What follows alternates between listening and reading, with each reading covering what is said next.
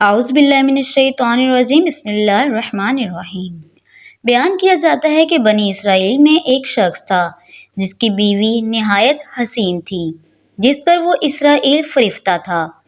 چنانچہ جب اس عورت کا انتقال ہو گیا تو اس اسرائیلی شخص کو بڑا قلق ہوا اور ایک مدت تک وہ اس کی قبر پر بیٹھا روتا رہا۔ اتفاقاً حضرت عیسیٰ علیہ السلام کا ادھر سے گزر ہوا تو انہوں نے اس اسرائیلی کو پریشان حال دیکھ کر اس سے سبب جانا۔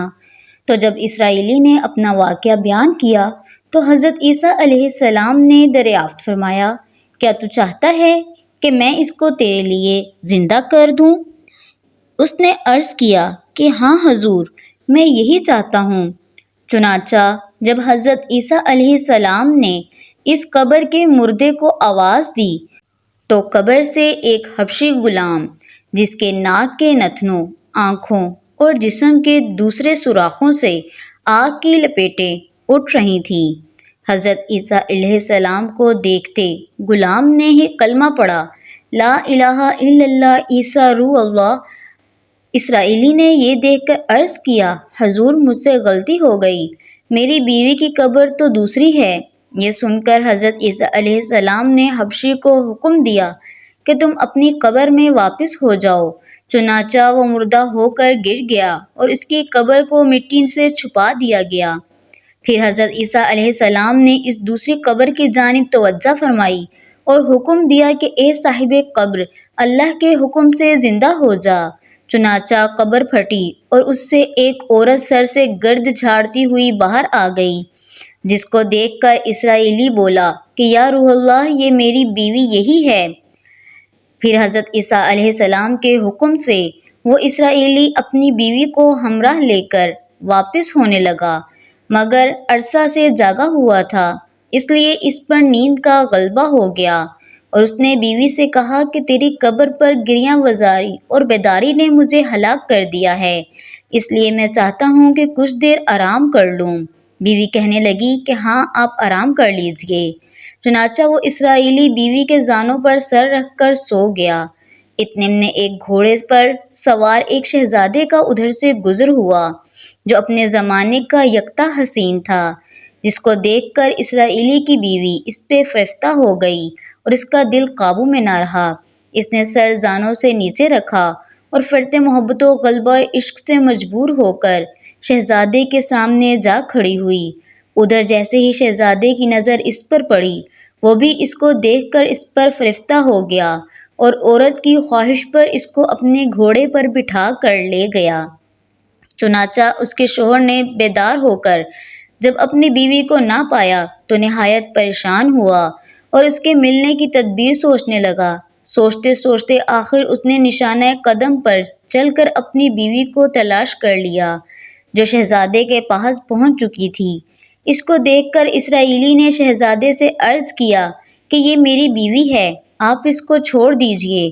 ابھی شہزادہ کچھ کہنے بھی نہ پایا تھا کہ اس عورت نے کہا، میں تیری بیوی نہیں بلکہ شہزادے کی لونڈی ہوں۔ یہ سن کر شہزادہ اسرائیلی سے کہنے لگا، مجھ سے میری لونڈی کو لینا چاہتے ہو؟ اس نے کہا، خدا کی قسم، یہ میری بیوی ہے جس کو میرے سردار حضرت عیسیٰ علیہ السلام نے مرنے کے بعد میرے لیے زندہ کیا ہے۔ ابھی یہ گفتگو ہو رہی تھی کہ اتفاقاً حضرت عیسیٰ علیہ السلام وہاں تشریف لے آئے۔ حضرت عیسیٰ علیہ السلام کو دیکھ کر اسرائیلی کہنے لگا، یا روح اللہ، کیا یہ میری بیوی وہ نہیں ہے جس کو آپ نے میرے لیے زندہ کیا ہے؟ حضرت عیسیٰ علیہ السلام نے فرمایا کہ ہاں، یہ وہی ہے۔ یہ سن کر عورت کہنے لگی کہ یا روح اللہ، یہ شخص جھوٹا ہے، میں اس شہزادے کی لونڈی ہوں۔ حضرت عیسیٰ علیہ السلام نے فرمایا، کیا تو وہ عورت نہیں جس کو میں نے اللہ کے حکم سے زندہ کیا ہے؟ عورت نے کہا، یا روح اللہ، بخدا میں وہ نہیں ہوں۔ اس کے بعد حضرت عیسیٰ علیہ السلام نے فرمایا، جو جان خدا کے حکم سے میں نے تجھے دی ہے اس کو واپس کر دے۔ یہ سنتے ہی وہ عورت پھر مردہ ہو کر گر پڑی۔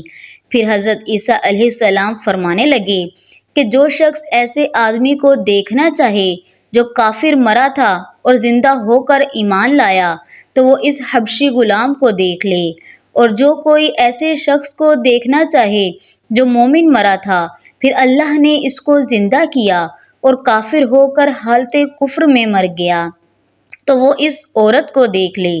اس واقعے کو دیکھ کر اسرائیلی نے قسم کھائی کہ اب کبھی نکاح نہ کروں گا، اور میدانوں کی طرف نکل گیا جہاں اللہ تعالیٰ کی عبادت میں مصروف رہ کر اسے موت آ گئی۔ نبی اور رسول کے اقرار اور انکار کا نتیجہ اس حقائق سے ظاہر ہوتا ہے اور سبق ملتا ہے کہ کامیابی اپنے نبی کی اطاعت و محبت سے ہی مل سکتی ہے۔ چنانچہ ہمیں بھی چاہیے کہ ہر حال میں اپنے نبی حضرت محمد صلی اللہ علیہ وآلہ وسلم کی اطاعت کو سامنے رکھیں، چاہے دل مانے یا نہ مانے۔ نبی کریم صلی اللہ علیہ وآلہ وسلم کے طریقوں کو لازمی اپنایا جائے۔ اللہ تعالیٰ ہمیں اس واقعے سے سبق حاصل کر کے عمل کرنے کی توفیق عطا فرمائے۔ آمین یا رب العالمین۔